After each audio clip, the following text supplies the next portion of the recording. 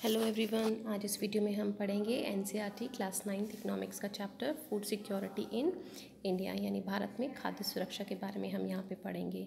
तो स्टूडेंट्स, इसके ओवरव्यू में हम सबसे पहले डिस्कस करते हैं कि food security means availability, accessibility and affordability. कि हमारे पास में कि खाद्य सुरक्षा से रिलेटेड का मतलब होता है कि क्या उपलब्धता है भोजन की हमारे पास में, क्या उसकी हम ये कहें कि क्या हम उसको पहुंच में है सभी लोगों की, और क्या उसको हम उपलब्ध करा सकते हैं लोगों को।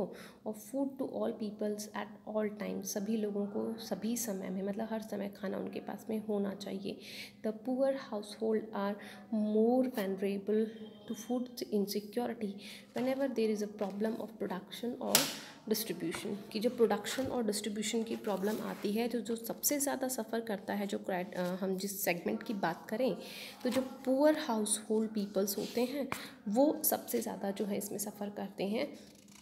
Food security depends on the public distribution system. की जो पब्लिक डिस्ट्रीब्यूशन सिस्टम है, कि जनता का जो वितरण सिस्टम है, कि सरकार जो है वो किस तरह से उनको डिस्ट्रीब्यूट करती है, तो ये गवर्नमेंट के ऊपर डिपेंड करता है कि गवर्नमेंट उसके अंदर विजिलेंस रखे और एक्शन जो है वो हर टाइम उनके ऊपर ले। When the security is threatened, यानी जब भी सिक्योरिटी को प्रॉब्लम आती हैं या किसी जो ज़रूरतमंद हैं और उन तक अगर ये फूड ईज़िली नहीं उपलब्ध हो पाता है, तो उसको जो है गवर्नमेंट की ये रिस्पॉन्सिबिलिटी बन जाती है। तो वो सब हम डिस्कस करते हैं व्हाट इज़ फूड सिक्योरिटी, कि एक्चुअल में खाद्य सुरक्षा क्या है। तो food is essential for living, कि जीने के लिए खाना बेहद ज़रूरी है। As air is for breathing, कि जैसे सांस लेने के लिए हमें हवा की ज़रूरत होती है, उसी तरह जीवित रहने के लिए हमें खाने की भी आवश्यकता होती है। बट फूड सिक्योरिटी मीन्स, लेकिन खाद्य सुरक्षा का मतलब है something more than getting 2 square meals, कि 2 वक्त की रोटी से ज़्यादा भोजन हमारे पास में होना चाहिए। फूड सिक्योरिटी का ये मतलब होता है। Food security has following dimensions, कि फूड सिक्योरिटी को अगर में और अच्छे से समझना है तो ये 3 पॉइंट्स हमें दे रखे हैं, जो इसके डायमेंशंस हैं उनके बारे में हम पढ़ेंगे। तो सबसे पहले इसमें है अवेलेबिलिटी ऑफ फूड्स, कि खाद्य जो है उसकी कितनी उपलब्धता हमारे पास में है। Means food production with in the country, कि एक देश में कितने खाद्यान्न का या कितने भोजन का जो है उत्पादन किया जा रहा है। फूड इंपोर्ट्स, कितना भोजन हम विदेशों से मंगा रहे हैं, कितना उत्पादन हम विदेशों से मंगा रहे हैं। एंड प्रीवियस ईयर स्टॉक, और पिछले साल का हमारे पास में क्या खाद्यान्नों का स्टॉक है इन स्टोर इन गवर्नमेंट्स गैनरीज, कि सरकार के पास जो बड़े बड़े गोडाउंस हैं, उन गोडाउंस में पिछले साल का क्या स्टॉक हमारे पास है, हमने एक क्या विदेशों से इंपोर्ट किया है, और क्या हमारा उत्पादन है।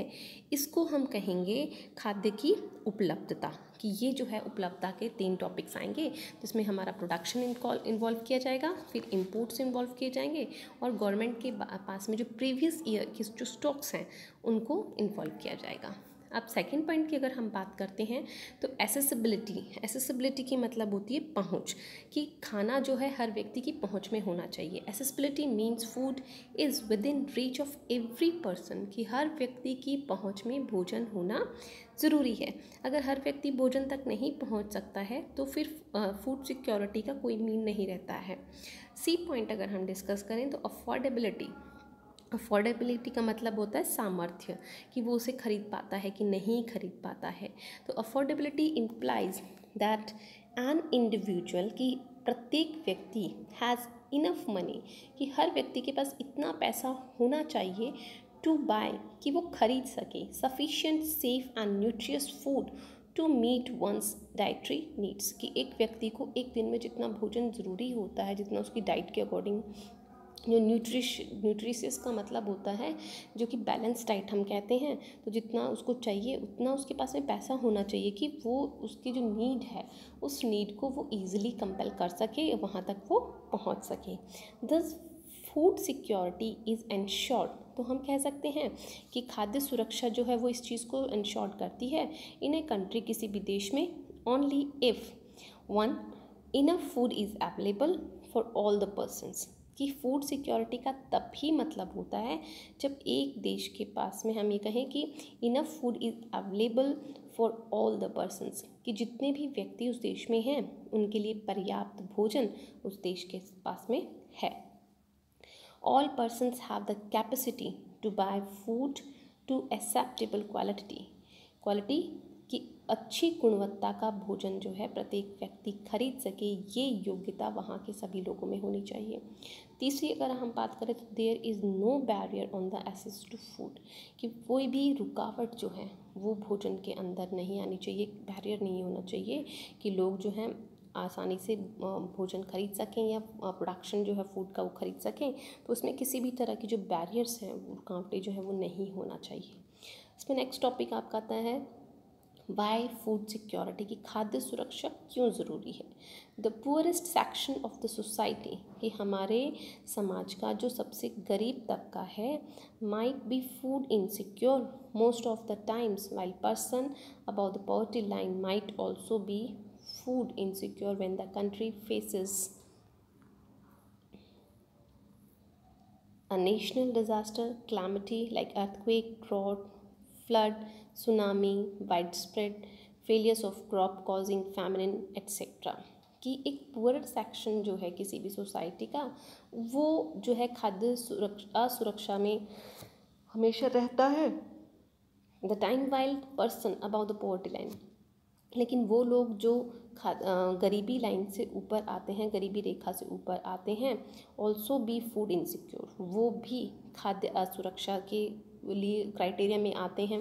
व्हेन द कंट्री फेसेस, लेकिन कब आते हैं जब किसी एक देश में कोई डिज़ास्टर आ जाए, कोई प्राकृतिक आपदा आ जाए, जैसे कि हम बात करें कोई अर्थक्वेक आ जाए, भूकंप आ जाए, सूखा पड़ जाए, बाढ़ आ जाए, सुनामी आ जाए, वाइड स्प्रेड कोई बीमारी फैल जाए, failures of crop causing famine, सूखे की वजह से, या हम ये कहें कि किसी बड़ी प्रॉब्लम की वजह से पूरी की पूरी जो फसल है वो ख़राब हो जाए। तो इस तरह की जो प्रॉब्लम्स एक देश के सामने आती हैं, तो वहाँ पे जो अबव पॉवर्टी लाइन पीपल्स होते हैं उनको भी हम कहें कि फूड इनसिक्योरिटी जो है वो उनको भी प्रॉब्लम क्रिएट करती है। How is food security affecting during calamity, कि जब आपदा का समय होता है तो उस समय फूड सिक्योरिटी जो है, खाद्य सुरक्षा जो है वो किस तरह से इफेक्टेड करती है, किस तरह से प्रभावशाली होती है। तो ड्यू टू नेशनल कैलामिटी, जब भी कोई राष्ट्रीय आपदा आती है, जैसे हम कहें कि कोई ड्रॉट आ गया है, टोटल प्रोडक्शन और फूड ग्रेन्स डिक्रीज, तो उस समय क्या होगा कि उस देश में होने वाला जितना भी फूड ग्रेन्स का प्रोडक्शन है वो कम होगा, डिक्रीज़ होगा। It creates a shortage of food in the affected areas, तो उन क्षेत्रों में जहाँ पे सूखे की दिक्कत आई है या सूखे की प्रॉब्लम आई है, उन एरियाज़ में फूड ग्रेन्स की क्या होगी, शॉर्टेज होगी, उनकी कमी हो जाएगी। And the prices goes up, और वहाँ पे क्या होगा, कीमतें बढ़ जाएंगी, क्योंकि वहाँ पे जितनी डिमांड है उतनी सप्लाई नहीं हो पा रही है। एट द हाई प्राइसेस, और ऊंची कीमत पर some people can not afford to buy food, कुछ लोग जो हैं वो ऊंची कीमतों पर भोजन खरीदने में सामर्थ्य नहीं रखते हैं। If such calamity happens in a very wide spread area, लेकिन अगर एक बहुत बड़े क्षेत्र में इस तरह की कोई आपदा आ जाती है, और is stretch over a long time period, और एक लंबे समय तक अगर ये आपदा चलती है, is it may cause a situation of starvation, तो उस समय एक भूखमरी की जो सिचुएशन है वो सामने आती है। A massive starvation might take a turn of famine, और ये जो सिचुएशन होता है इसे हम फैमिन की सिचुएशन कहते हैं। A famine is characterised by wide spread death, famine को की जो विशेषता है उसको हम कहेंगे कि लंबे एक बड़े क्षेत्र पर मृत्यु का फैलाव हो जाता है ड्यू टू स्टारवेशन, भूखमरी की वजह से। And epidemics causes bye forced used of contaminated water or decaying food and loss of body's resistance due to weakening of from starvations, कि ना तो आपको भोजन मिलता है, ना आपको खाने के लिए मिलता है, ना आपको पीने के लिए वाटर अवेलेबल होता है, तो उस समय में आपकी बॉडी जो है वो क्या हो जाती है, लॉस करती है, resistance due to weakening from starvation, और कमज़ोरी की वजह से पीपल्स जो हैं वो क्या हो जाते हैं, ख़त्म हो जाते हैं, उनकी डेथ हो जाती है। The most devastating famine that occurred in India was famine of Bengal in 1943. Bharat में अगर इस तरह की famine की बात हम करें तो वो हमारे 1943 में famine of Bengal के अंदर हुआ था. This famine killed 30 lakh people in the province of Bengal. कि अकेले बंगाल के अंदर इस महामारी से हम ये कहें कि 30 लाख लोग जो हैं उनकी डेथ हुई थी. तो यहाँ पे हम जो कहें कि नीचे production of rices in the provision of Bengal यहाँ पे दिया गया है कि कितना प्रोडक्शन जो है 1938 में था, 39 में था, 40, 41, 42 और 43 में. तो मतलब प्रोडक्शन जो है टोटल अवेलेबिलिटी लाख टन्स में कम होती आई है. फिर अगर हम बात करें आगे इसमें तो nothing like the Bengal famine has happen in India again. Bengal में जिस तरह की ये महामारी आई थी तो उसके बाद भारत में इस तरह की सिचुएशन नहीं हुई. But it is disturbing to note that even today, लेकिन ये नोट करने वाली बात है कि आज भी there are places like Kalahandi and Kashipur in Orissa where famine like conditions have been existing for many years and where some starvation deaths have also been reported. कि आज भी वो कुछ ऐसे क्षेत्र हैं, कुछ ऐसे स्थान हैं जैसे कालाहांडी है और काशीपुर है उड़ीसा में जहाँ पे इस तरह की महामारी जो है आज भी फैली हुई हैं. और many years and where some starvation deaths have also been reported. और आज भी वहाँ पर कई सालों से हम ये कहें कि जो स्टारवेशन से, जो भूखमरी से जो मृत्यु होती हैं उनको रिपोर्ट किया गया है, उनको नोट डाउन किया गया है. Starvation deaths are also reported in barren district of Rajasthan. Rajasthan का जो बैरन डिस्ट्रिक्ट है वहाँ पे भी भूखमरी से जो मृत्यु हुई हैं उनको नोट डाउन किया गया है. Palamu district of Jharkhand and many other remote areas during the recent years. इसी के साथ में हम कहें कि पालमू डिस्ट्रिक्ट जो झारखंड का है और जो दूसरे रिमोट एरियाज़ हैं, जो दूरस्थ स्थान हैं, तो ड्यूरिंग द रिसेंट ईयर्स, जो वर्तमान में अगर हम बात करें, therefore food security is needed in a country to ensure food at all times. इसलिए हम कह सकते हैं कि एक देश में खाद्य सुरक्षा का होना बहुत आवश्यक है. जब भी आप वहाँ पे इस तरह की प्रॉब्लम्स देखते हैं तो आप जो हैं सभी लोगों तक खाना जो है आसानी से मुहैया करवा सकते हैं. हु आर फूड इनसिक्योर, कौन है जिनका भोजन जो है वो इनसिक्योर है, जो सुरक्षित नहीं है.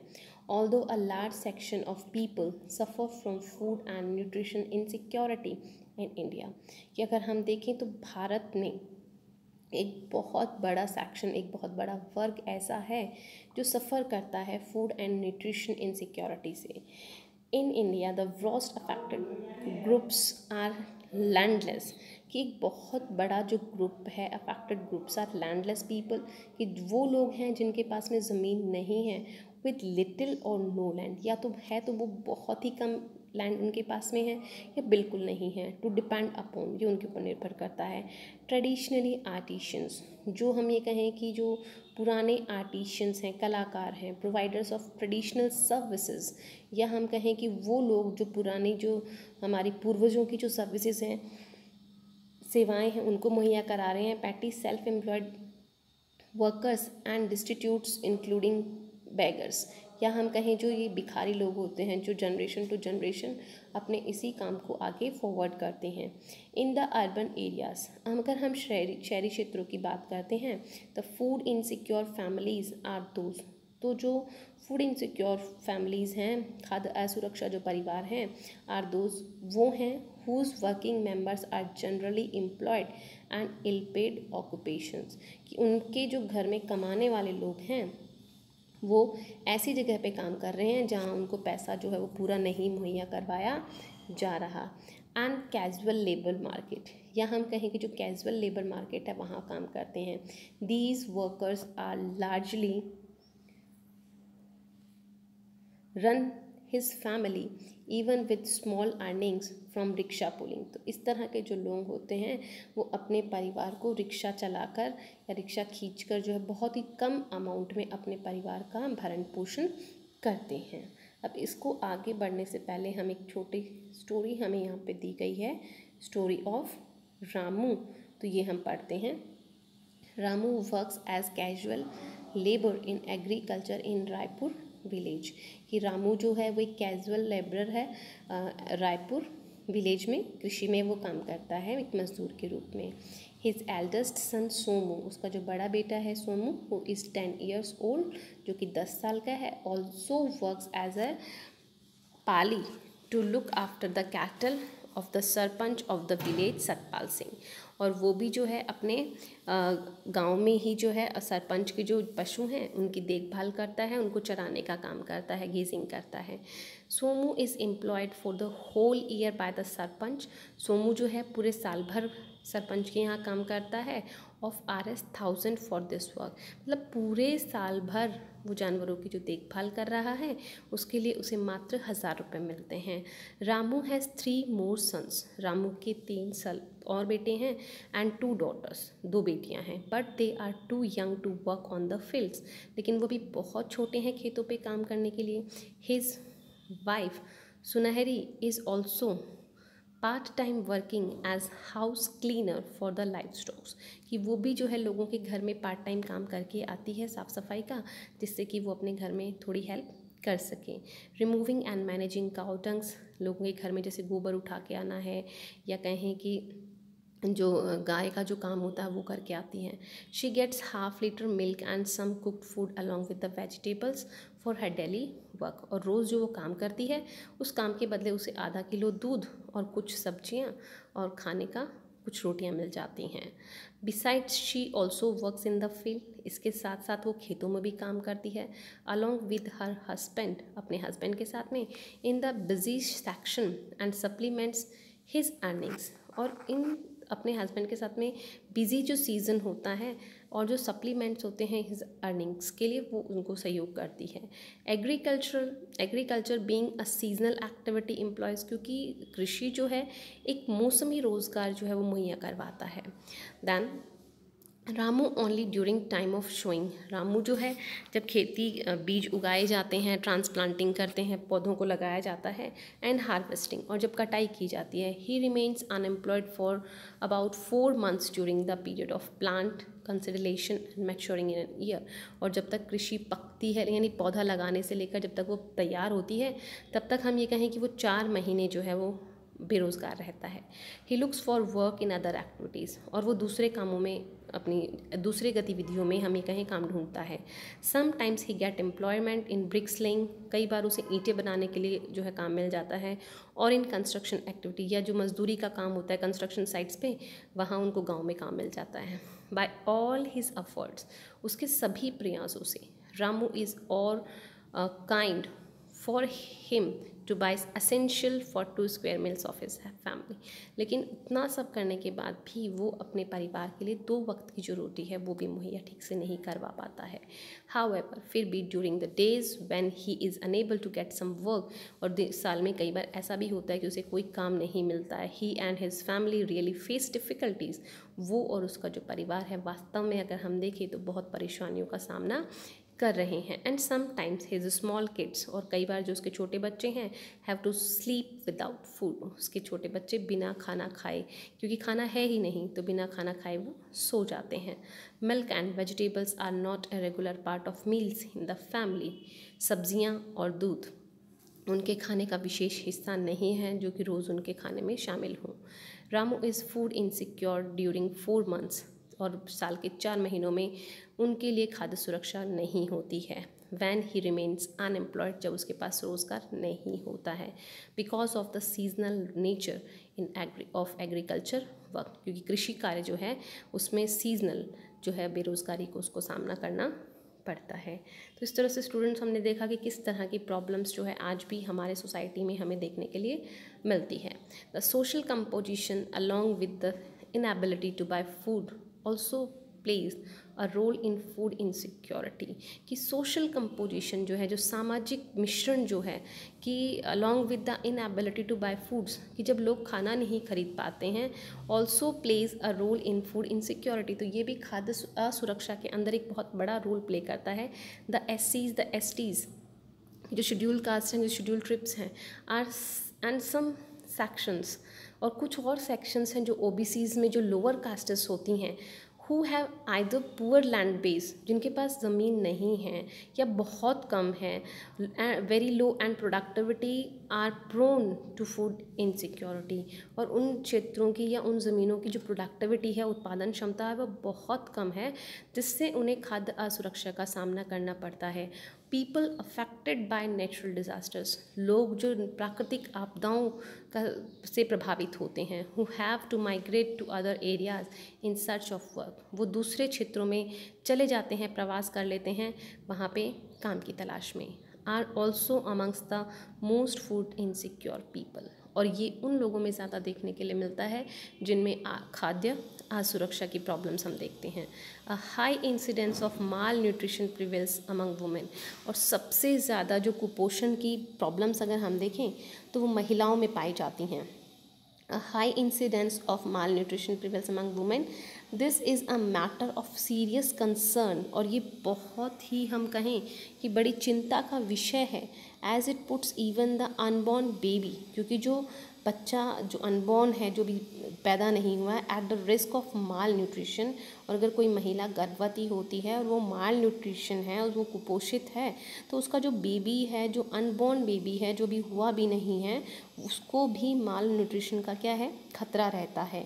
A large proportion of pregnant and nursing mothers, कि जो प्रेग्नेंट मदर्स हैं और जो नर्सिंग मदर्स हैं, and children under the age of 5 years, और वो बच्चे जो 5 वर्ष से कम आयु के हैं, constitute an important segment of the food insecure population, वो इस सेगमेंट में आते हैं जिसमें खाद्य असुरक्षा जनसंख्या को हम इन्वॉल्व करते हैं। तो आज के लिए इतना ही स्टूडेंट्स। आई होप कि आपको समझ में आया होगा कि why food security is necessary in India. Thank you for watching it.